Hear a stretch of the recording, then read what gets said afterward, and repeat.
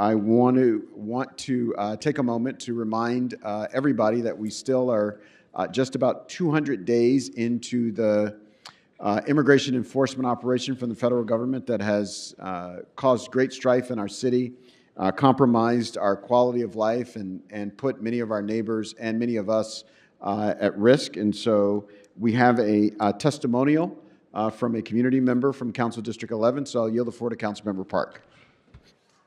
Thank you, Council President and colleagues. I wanted to use this opportunity to share another testimonial and contribute to the record that we are creating of these horrific sweeps and events that have been happening all over our city for the last 200 days. On October 10th, my office received a report of ICE activity at St. Andrew's Lutheran Church in Mar Vista. This is a house of worship. It is a place where our community often gathers, and it is a place that we are deeply, deeply offended to see this kind of conduct in our city. I am incredibly thankful to our neighbors and our early response network, and especially our partners at Salif who have been on the ground all over the West Side, helping us build the infrastructure that we need to quickly and urgently respond when these incidents happen.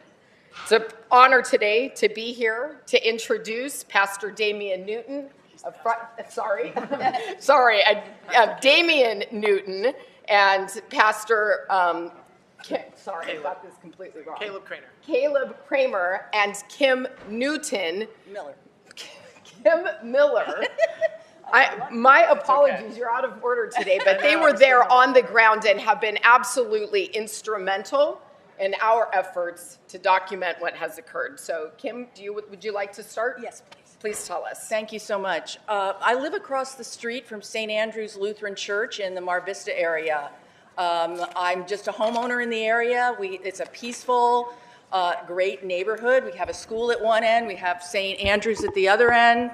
And on the date on October 10th, I heard shouting across the street at the church, which was unusual. Their church is very active. There's many things going on.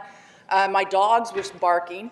So I looked out the window and saw about 8 spinner vans, white spinner vans, and a whole bunch of SUVs. So my husband said, "There's an ICE action across the street." And I said, "At the church?" And he said, "Yeah."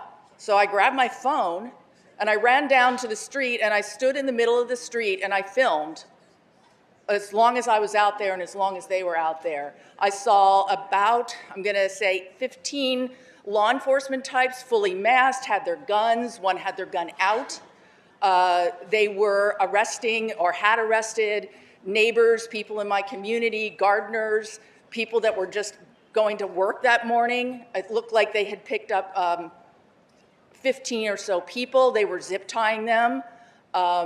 I didn't approach and say anything because I didn't know at that moment as a neighbor that what St. Andrew's Church position was. I couldn't imagine that they had allowed this, but I thought perhaps they had been deceived and they had rented out their parking lot.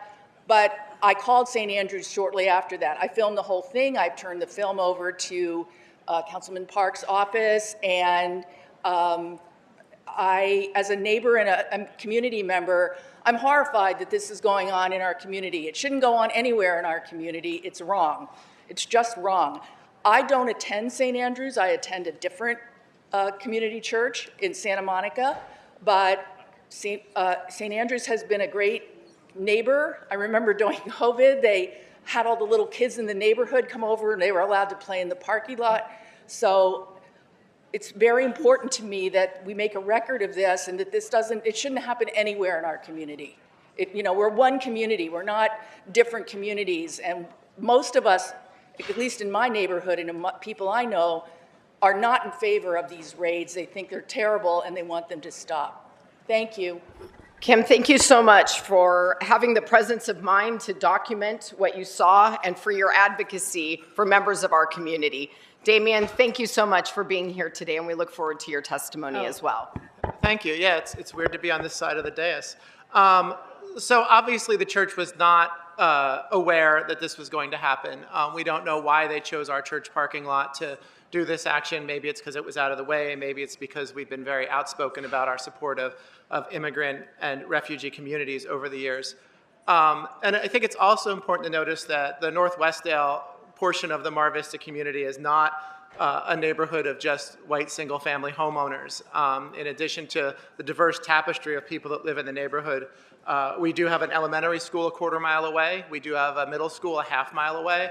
And this, if you've ever visited either of them, you know these are very diverse places with populations that would be at risk if ICE actions were to happen. So the immediate thing was to let people know that this had happened before we even thought about, you know, our position or anything like that, or what we say to the neighborhood about us. We just needed to let people know what's happened. And fortunately, we do have a good electronic system to do that. We have all our contact information and such and to do that. But we want to be very clear that this was not something the church approved of. The council office has been great working with us to help get information around and provide support. And also, I brought a statement the church prepared, and Diana, who was the woman who confronted them in the parking lot, prepared about what happened if people want that. But the response from the neighborhood and from our congregation as news came out wasn't fear, it was disgust, it was anger, and it was what can we do? How can we support this? What can we do?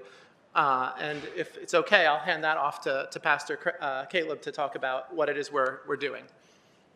Pastor Caleb, please come up, and we really appreciate the work that you've done to be such an incredible caretaker of our community. Thank you, and thank you, Councilwoman, for your advocacy here too. Our church responded to this extreme violence with compassion for the neighbors who've been taken.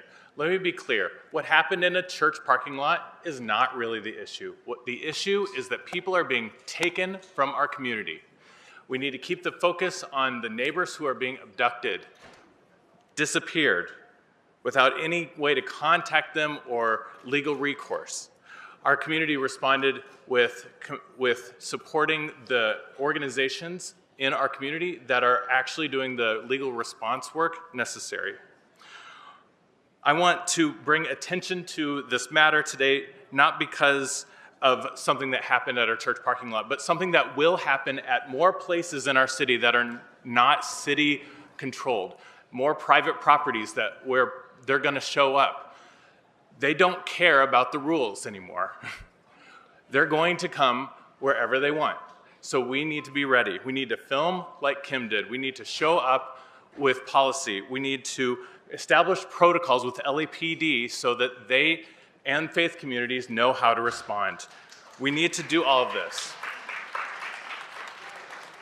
And let me just preach for 30 seconds.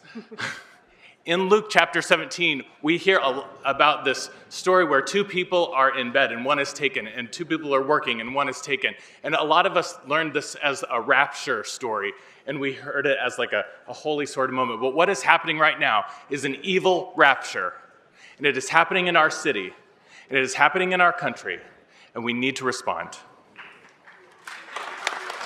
Pastor Caleb, thank you for your leadership, your wisdom, and your dedication to being a caretaker and a guardian of our most vulnerable community. And as always, to our partners on the ground, Sala, for the incredible work that you are doing, administering our rental assistance program, helping us with food deliveries and essential supplies. I can't wait to spend time with you all over the weekend and doing everything we can on the West Side to ensure that every member of our community is welcome and safe in Los Angeles. Thank you, Council President. Thank you so much, Councilmember Park, and thank you to everyone from the church who came to share with us, and thank you for standing tall in the face of the assault on our city and our neighbors.